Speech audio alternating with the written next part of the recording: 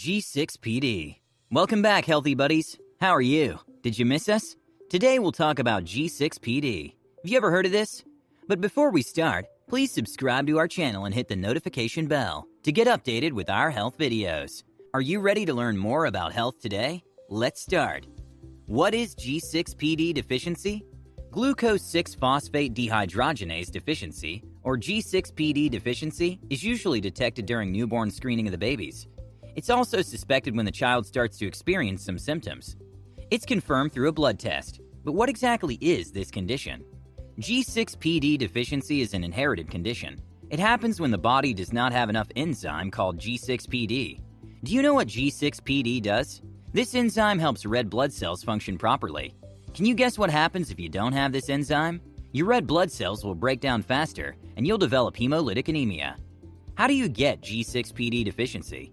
This is an inherited condition, which means your parents can pass this on to you, and you can pass this to your children if you have them in your genes. Some are only carriers, which means that they can pass on the genes but they do not have symptoms. What happens if you have a G6PD deficiency? If you have this condition, your blood is sensitive to some medicines, foods, and infections. Hemolytic anemia may get triggered if you take some medicine or food, or if you have an infection. What are the examples of triggers for G6PD? Infections, medications like aspirin, some antibiotics, anti-malarial drugs, fava beans, and mothballs are examples of triggers for G6PD. These are the things that you have to avoid. Consult your healthcare provider first before you take your medications. What are the symptoms of G6PD deficiency that you should watch out for? If you or your child is experiencing paleness, tiredness, dizziness, shortness of breath, fast heartbeat, yellow color in the skin or eyes, or dark tea-colored urine, consult your doctor. You might be suffering from anemia due to G6PD. Although some people or children just have mild symptoms and don't need any treatment, but it is important to watch out for any of the mentioned symptoms for someone who has G6PD. What should you do if you have a G6PD deficiency? People with G6PD deficiency can still live a normal life.